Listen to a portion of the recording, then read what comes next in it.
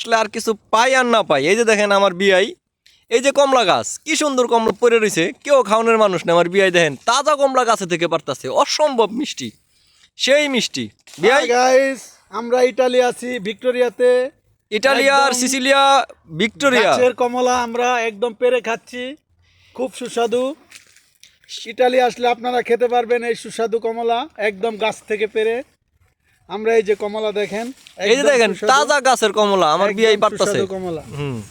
আপনারা আসলে খেতে পারবেন, ইটালি চলে আসুন ফলের বাগানে। আপনারা যে যে আসতে চান, এই যে দেখেন comment ভিউয়ার্স, করুন। কত বাগান পড়ে রয়েছে, এই যে ফল কমলা গাছ, খাওয়ানোর মানুষ নাই, পড়ে রয়েছে।